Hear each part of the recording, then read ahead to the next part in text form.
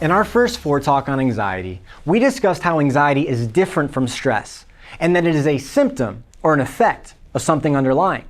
One of the most infuriating things about anxiety is that so often we don't have clarity as to why it comes on, or when it does, where it's coming from.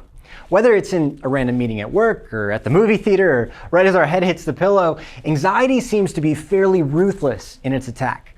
So in this video, we want to give at least a starting point to bring some clarity to that confusion. No doubt, anxiety, its sources, and its solutions can be wildly complex. But for the sake of breaking it down into understandable steps, we are going to define the source of anxiety as anything that disrupts our peace. This includes things that have happened to us, current life circumstances, and experiences that we think could disrupt our peace in the future. Before you think that's too simple, let me give you some examples. To start easy and a little more surface level, when we aren't physically healthy, our peace is disrupted. So even things like poor sleep, lots of sugar, caffeine, alcohol, or not exercising can increase our levels of anxiety. Things that disrupt our mental and emotional, relational, or even spiritual peace are a little more complicated. This area is certainly not the same for everyone. And part of this has to do with the fact that not everyone is wired the same. There's a very wide range of personalities. And as you study populations, you realize we don't all have the same core desires and fears. Some people value safety and security above all else. And so anything that threatens that is going to be a disruptor of peace for that person. Frequently changing schedules or expectations, unexpected or out of control circumstances, inconsistent people, risk-taking, etc. are going to raise anxiety for you. Other people value achievement and success.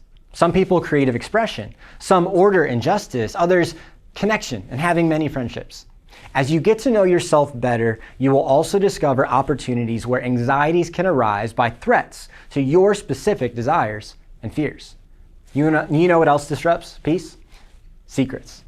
Look, I'm not trying to shame you here, but anything you have to hide is going to increase your anxiety because that disrupts your peace. Sometimes anxiety can be a bit of a nasty cycle because we feel anxious, we then do something that we're not so proud of to feel better, that is not necessarily social media worthy, and then a new layer of anxiety is added. So to consciously live our lives in a way that is not in accordance with our values, that's a recipe for anxiety. Arguably the greatest disruptor of peace in our lives is undealt with hurts, traumas, or mistakes from our past. Science shows that the more you try to suppress pain and negative thoughts, the stronger they bounce back in the future and often get all over the ones we love.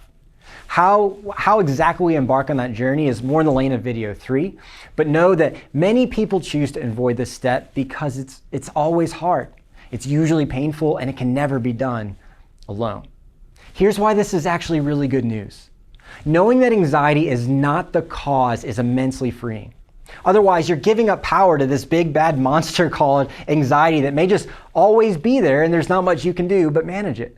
If there is something underneath our anxiety, however, something causing it, and anxiety itself is not the issue, well, now we have some direction, something to work on and a path to move forward.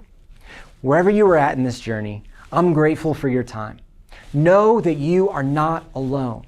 And be sure to check out part 3 for tons of practical steps in terms of what we can do about our anxieties.